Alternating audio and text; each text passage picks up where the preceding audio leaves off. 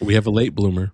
I finally saw Black Phone, the first one, and the second one, all late because everyone kept talking about it, and I had never heard about it. And Gali had always praised them. You must be living under a rock if you never heard. Dude, Never I'm not heard of that big. I'm Dude, not that big dude. into Black movies. Phone I was just at recently started Universal getting back into Studios it. Halloween Horror Nights, bro. It was an actual like haunted house. The grabber was a dude. Stop, bro. Stop. Well, wait. I didn't know about this. The grabber is Yes. actually a big deal? Yes. Like that was like, man, I went to that haunted house and everything. I went, dude. Yeah, that was huge. So what I thought it was, and I made a comment to you, Gali. I said something about your bootleg movies because you love movies that were shot with an iPhone. Oh, dude, that's not bootleg, dude. That's what I thought it was. And I went into it thinking that's what it was. So the first one, we'll talk about the first one. Yeah. The first one I thought was really cool because it kind of took the perspective of a little kid, which I thought that little kid was cool. And I guess most of the movie he's locked up and it's the cinematography, like the lighting, the situation of him just being stuck there, and like the acting of that kid I thought was pretty legit.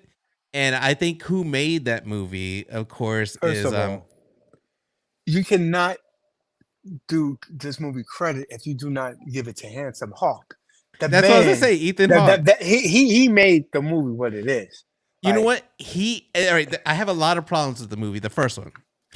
I think he's what saved the movie. He was better than what the character was written. I think the character was kind of dog shit. Really? I don't think there was a lot of background on him. It was just some can I guy. say something? Huh?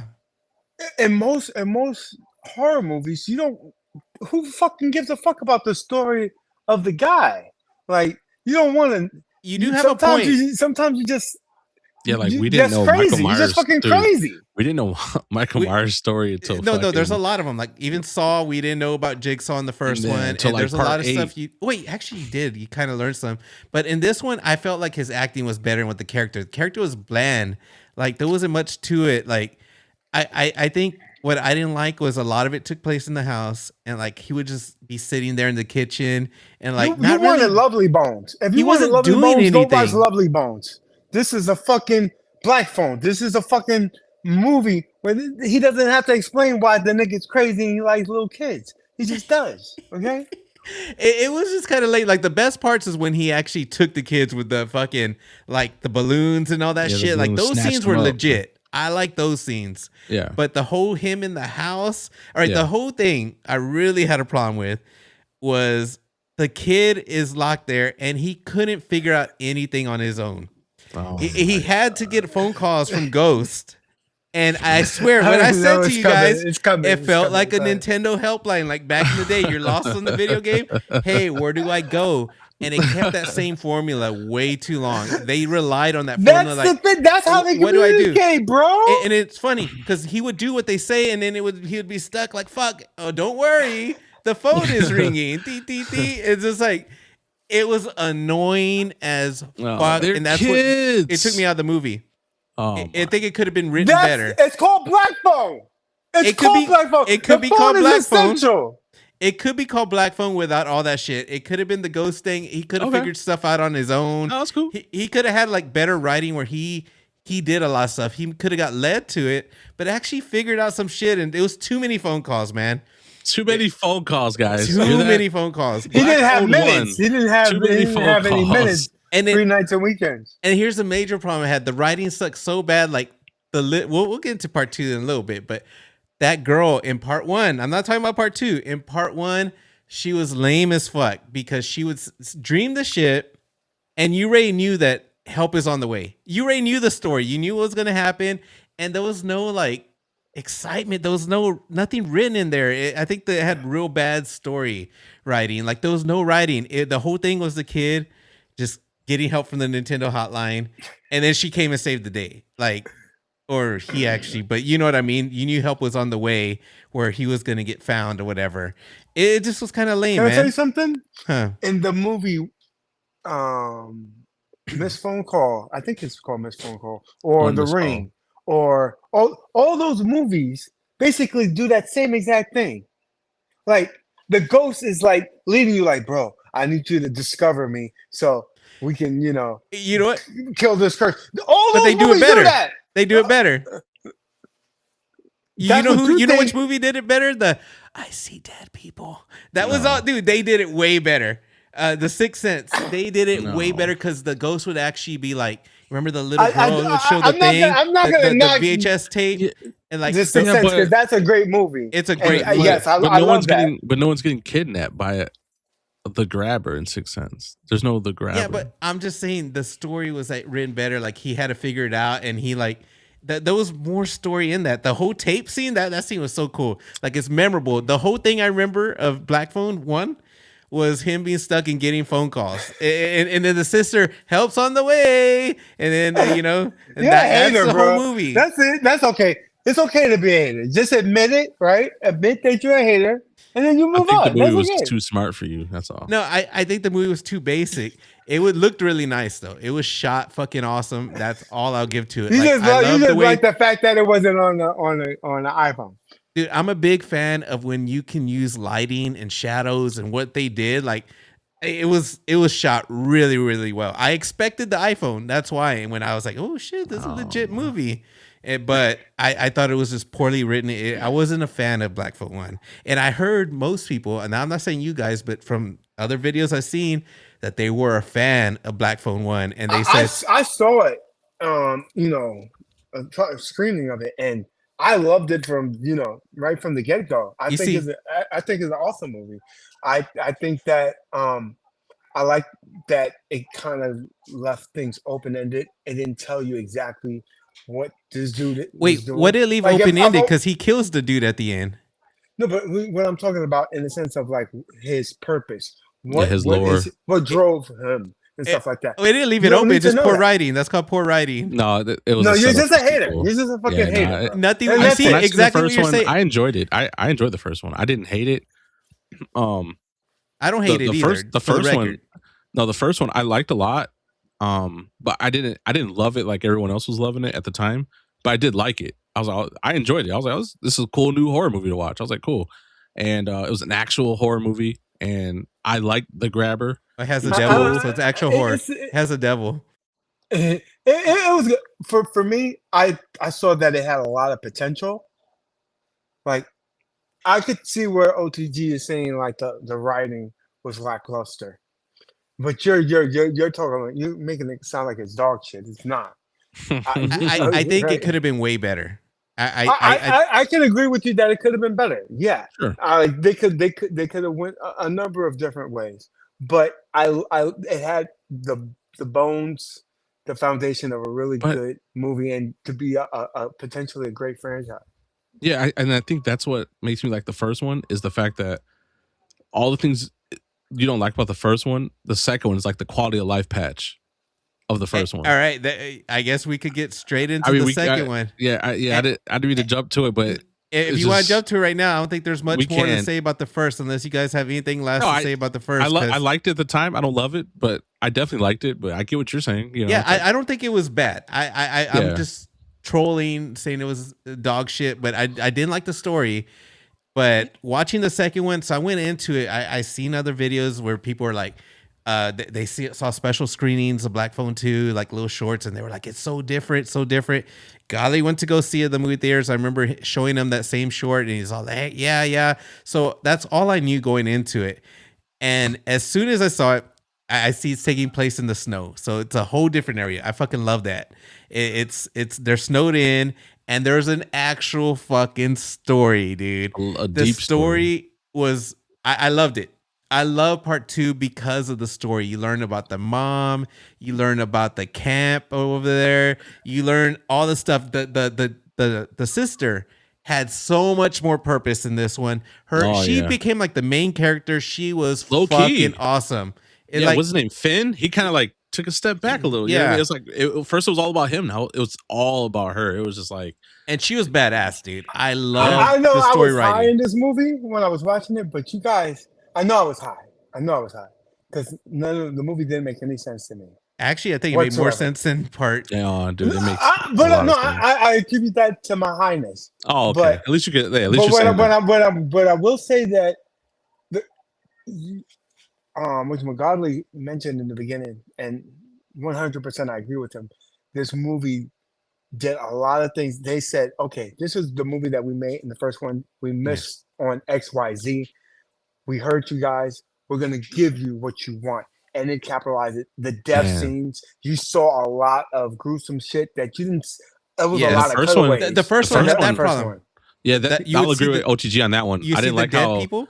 Yeah, you wouldn't see like graphic scenes. Yeah, I hated always that would cut away. I think it was the budget. That fadeaway shit. Every time he snatched up a kid, it would just fade away. I'm like, yeah, okay. I had a big problem with that. That was another thing I didn't mention the first. I didn't like that. And this one, dude, some of the scenes were really good, dude. I was like, holy shit. That I actually like the little effect where I think there's a head getting chopped off or something. What happened? I was like, oh shit. I was like, okay. And you know, a lot of movies kind of stay away from showing kids getting murdered on television, on the screen, and they were like, "Fuck this! These little kids need to fucking die," and these little motherfuckers were getting chopped up, and I was like, "Damn, bro, that's some fucked up shit, bro." Dude, and talking about lighting and talking about like what I look in those movies, like the first one had that like dirtiness of the house. This one was like the snow, so I love the way they utilize like red lighting, blue lighting, or you see the red the snow and shit, or like the red LED thing in the background and stuff, like and the snow, like dude.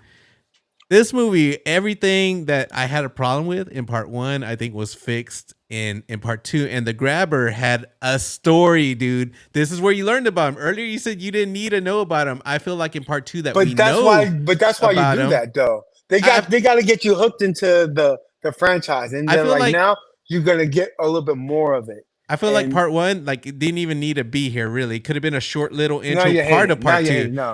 There was nothing in part one that could have been like an intro. It makes you appreciate part one explains. Now you can relook at it and you see it in a new lens. You're like, part one introduces you to the Grabber. Part two and part one also explains why the Grabber is technically dead in the second one, and why Finn can't see him, but he can hear him when he calls. And then you also see why Finn smokes so much weed now, because that motherfucker's traumatized and he's seeing shit. I love that. I love that he smoked. He was mad about the phone in part one. Part two, that fucking shit didn't stop ringing, bro. But it wasn't like lame. It wasn't like go here, go there. It was like some random shit. They're like, hello, where the fuck am I? Yeah, it's cold.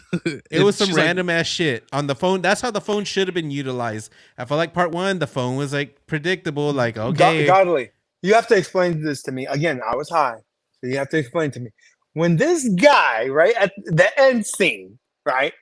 He's getting fucked up by the dude. The dude can't see him. He's just imagining that he's there. Like earlier. Can he feel him? Like what's going on? I know the girl can be basically in both worlds. It's the upside down, basically. They basically steal shit from Netflix, right? And so she's living in the other one, and he's in the physical world, fucking him up in the dream world. I don't understand that, bro. Well, I don't understand it. Grabber can fuck you up in the real world as well. So he had his sister kind of help. Like he just used context clues. He was like, "Oh shit, I see her looking down at the floor, yelling at the floor. I'm gonna swing at that shit." You know, he was cracking that nigga's skull. Yeah, fucking broke the nigga mask off. Yeah, he fucked him up. And dude, I ain't gonna lie. Like, since you went like towards the end of the movie, like towards the end, whenever I saw him on ice skates, I was like, no, I know they didn't just do that.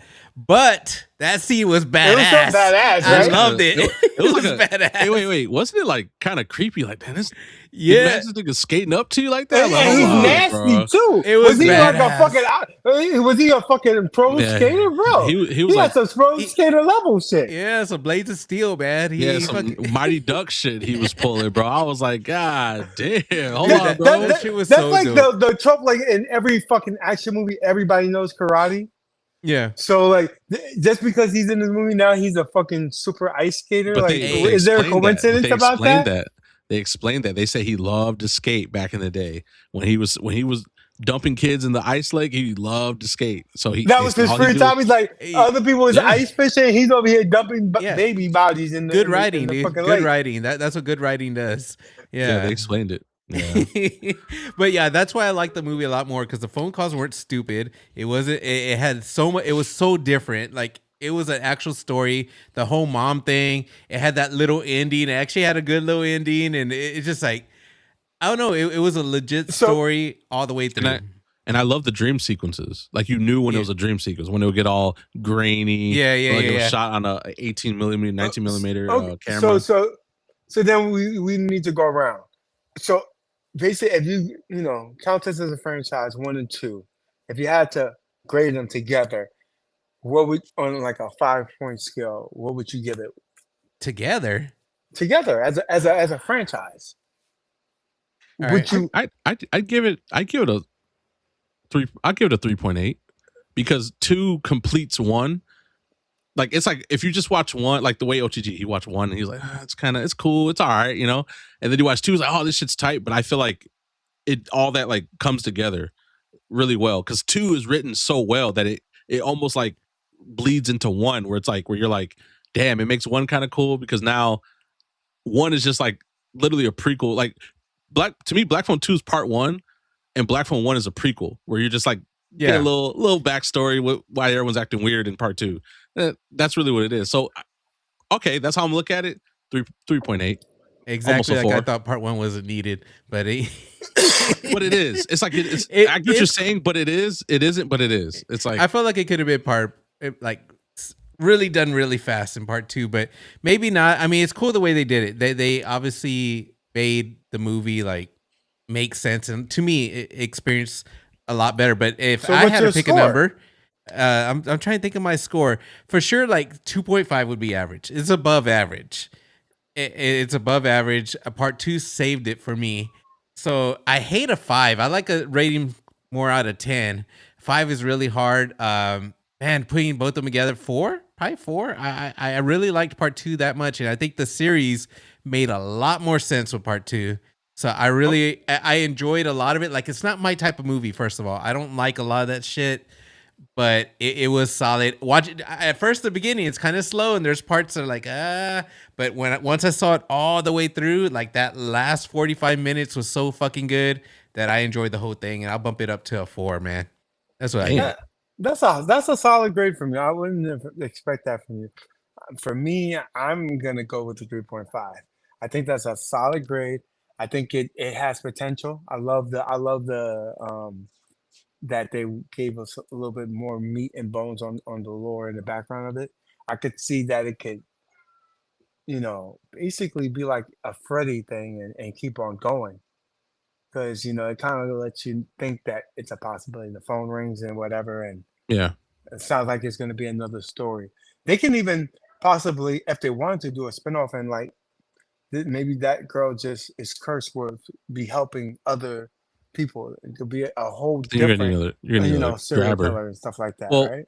Well, how about this? Do you guys think the Grabber is a worthy new age modern icon? I don't. You don't think so?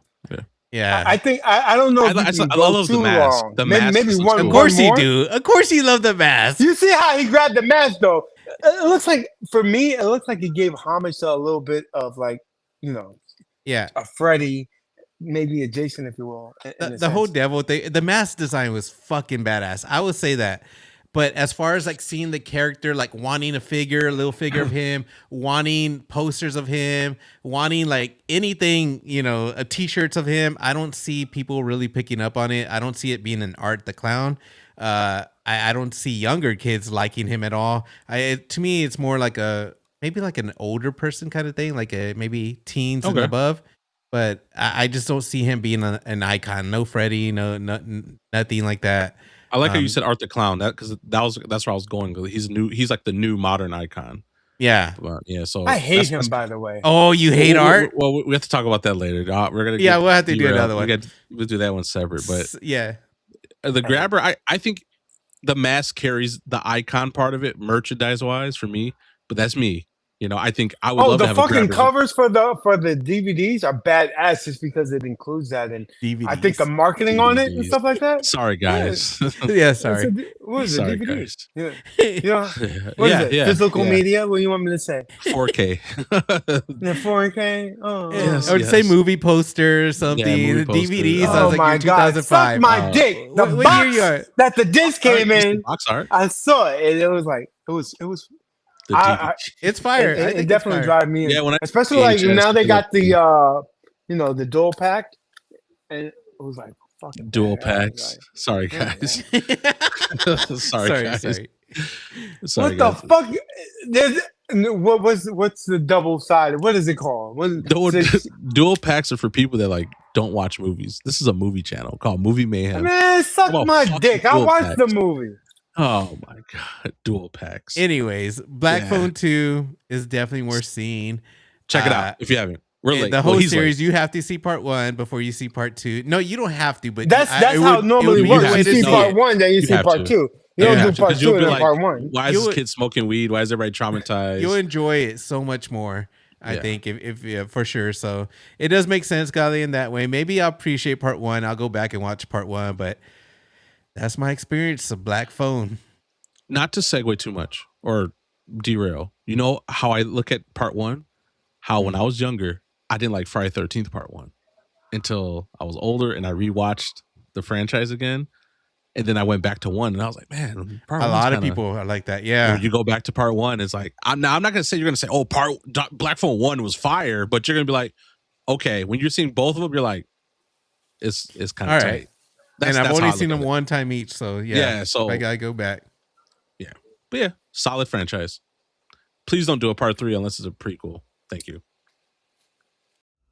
My niggas, if you like what you're seeing, make sure you like, comment, and subscribe. Support the channel.